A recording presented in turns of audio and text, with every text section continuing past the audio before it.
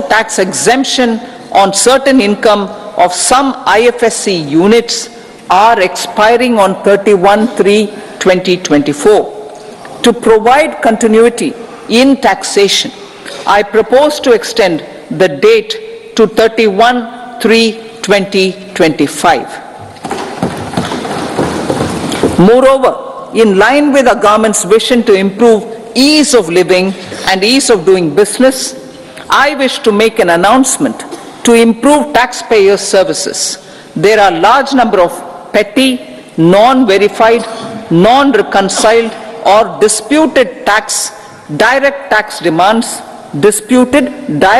demands, many of them dating as far back as 1962, which continue to remain on the books, causing anxiety to honest taxpayers and hindering refunds of subsequent years. Honorable Speaker, sir, I propose to withdraw such outstanding direct tax demands up to 25,000 rupees pertaining to the period up to financial year 2009-10 and up to 10,000 rupees for financial years 2010-11 to 2014-15. This is expected to benefit about 1 crore taxpayers. 1 crore taxpayers would benefit out of this. Economy then and now. In 2014, when our government assumed the reins, the responsibility to mend the economy step by step and to put the governance systems in order was enormous. The need of the hour was to give hope to the people, to attract investments, and to build support for the much needed reforms. The government did that successfully, following a strong belief of nation first.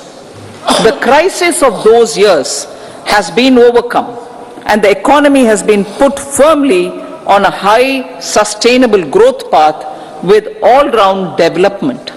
It is now appropriate to look at where we were then. I repeat, it is now appropriate to look at where we were then till 2014 and where we are now, only for the purpose of drawing lessons from the mismanagement of those years. The government will lay a white paper on table of the House.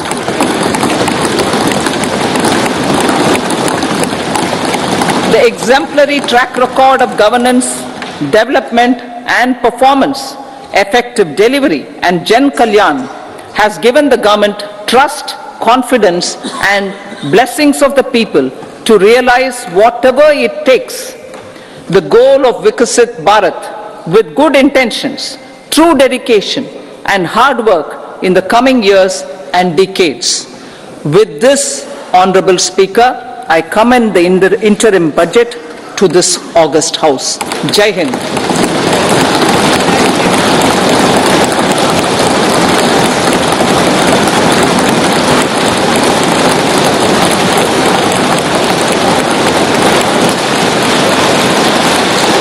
Item number 2 Shrimati Nirmala Sitharaman ji.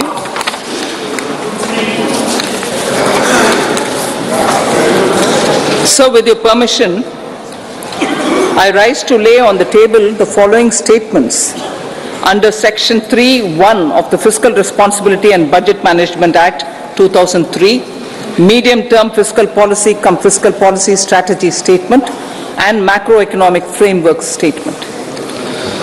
Item number 3, Srimati Nirmala Sitharaman ji. Sir, with your permission, I rise to move for leave to introduce the Finance Bill 2024. प्रश्न ये है कि विधेयक को पुनर्स्थापित करने की अनुमति प्रदान की जाए। जो सदस्य इसके पक्ष में हाँ कहें, जो सदस्य विरोध में ना कहें, मेरे विचार में निर्णय हाँ वालों के पक्ष हुआ, हाँ वालों के पक्ष हुआ। माननीय मंत्री जी विधेयक को पुनर्स्थापित करें। So I introduce the bill. सभा की कार्रवाई शुक्रवार दिनांक 2 फरवरी 2024 को प्राप्त 11 बजे तक के लिए स्थगित की जाती है।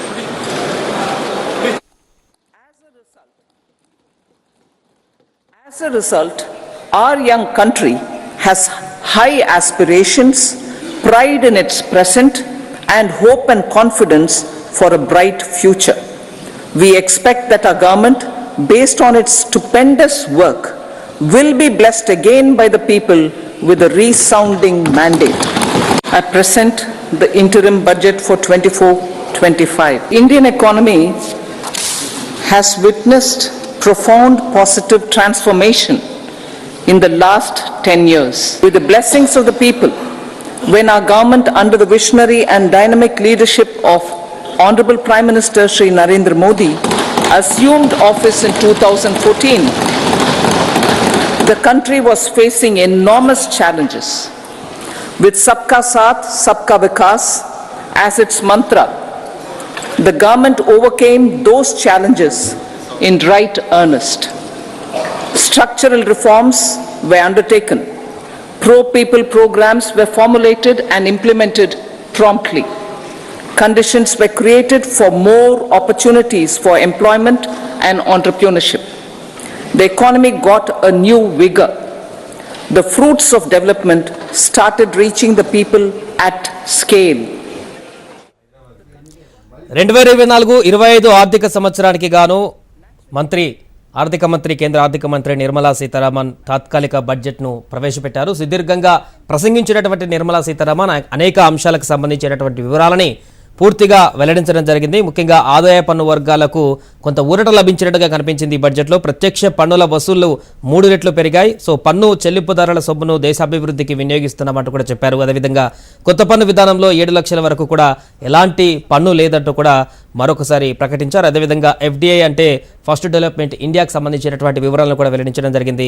సో పర్యాటక ప్రాంతాల అభివృద్ధిలో రాష్ట్రాలకు తోడ్పాటు అందిస్తామంటూ కూడా పేర్కొనడం జరిగింది. ఏడాదికి ఇప్పుడు చెప్పినట్టుగా 7 లక్షల వరకు ట్యాక్స్ మినహాయింపు ఇస్తున్నట్టుగా కూడా చెప్పడం జరిగింది. ఇంకా అనేక అంశాలకు సంబంధించినటువంటి బడ్జెట్ రూపకల్పన కూడా చేయడం జరిగింది. పూర్తి స్థాయిలో బడ్జెట్ ఎన్నికల తర్వాత ఉంటుంది కాబట్టి తాత్కాలిక బడ్జెట్లో నిర్దిష్ట ప్రణాళికలతోనూ రూపొందించినటువంటి బడ్జెట్లో పిల్లల ఆరోగ్యం కోసం కూడా ఇంద్రధనస్సు అనేటువంటి ఒక కార్యక్రమానికి సంబంధించిన వివరాలను కూడా వెల్లడించడం జరిగింది. భారత్ నుంచి మధ్య ప్రాచ్యం మీదుగా యూరప్లకు ఒక ప్రత్యేక కారిడార్ను కూడా రూపొందిస్తున్నామంటూ దీనికి సంబంధించినటువంటి కీలకమైన అంశాలను కూడా చెప్పడం జరిగింది. మౌలిక వసతుల రంగానికి 11.11 లక్షల కోట్లు కేటాయిస్తున్నట్టుగా కూడా వెల్లడించారు. అదేవిధంగా దేశ తూర్పు ప్రాంతానికి నూతన అభివృద్ధి రథంగా మార్చబోతున్నామంటూ కూడా వెల్లడించడం జరిగింది. సో 2047 నాటికి ఏర్పాటు చేసుకున్నటువంటి లక్ష్యాలు సాధించేటువంటి దిశగా ముందడుగు వేస్తున్నామంటూ కూడా ఆమె వెల్లడించారు. అవకాశాల సృష్టితో ఆకాశమే అద్దుగా భారత్ ముందడుగు వేస్తుందంటూ కూడా ప్రసంగించారు. కొత్త ప్రపంచంతో అనుసంధానం అవుతూ భారత్ దిక్సూచిగా నిలబడుతుందన్నారు. విద్యుత్ బిల్లుల నుంచి విముక్తికి కొత్త సోలార్ పథకాన్ని కూడా ప్రకటించారు నిర్మలా సీతారామన్. సో దేశంలో కొత్తగా 5 సమీకృత ఆక్వా పార్కులను కూడా ఏర్పాటు చేస్తున్నట్టు వెల్లడించారు. పాడి రైతుల ప్రోత్సాహానికి ప్రత్యేక సమగ్ర కార్యక్రమాలు కూడా నిర్వహిస్తున్నామని, నానో యూరియా తర్వాత పంటలకు నానో DAP కింద ఎరువులు అందిస్తామంటూ కూడా ప్రకటించారు. ఆయిల్ సీడ్స్ రంగంలో ఆత్మనిర్భరత సాధిస్తామని, స్వయం సహాయక బృందాలలో 1 కోటి మంది మహిళలు లక్షాధికారులు అయ్యారంటూ కూడా ఆమె వెల్లడించారు. సో ఇక లఖ్పతి దీది టార్గెట్ను 2 కోట్ల నుంచి 3 కోట్లకు పెంచుతున్నామంటూ కూడా కేంద్ర మంత్రి నిర్మలా సీతారామన్ ప్రకటించారు. పరిశోధన సృజనాత్మకతకు లక్షల కోట్ల నిధిని ఏర్పాటు చేస్తామంటూ కూడా ఆమె కీలకమైనటువంటి ప్రసంగంలో వెల్లడించారు. ఇక మౌలిక వసతుల రంగం 11.1% వృద్ధితో 11,11,111 కోట్ల కేటాయింపు చేస్తున్నట్టుగా వెల్లడించారు. ఇక అనేక అంశాలకు సంబంధించినటువంటి సుదీర్ఘంగా గంట పాటు ప్రసంగించినటువంటి కేంద్ర మంత్రి నిర్మలా సీతారామన్ అన్ని రంగాలకు సంబంధించినటువంటి వివరాలను కూడా ఆమె వెల్లడించడం జరిగింది. దీంట్లో తాత్కాలిక బడ్జెట్కి సంబంధించినటువంటి పూర్తి వివరాలను కూడా వెల్లడిస్తూ బడ్జెట్ని ప్రవేశపెట్టడం జరిగింది.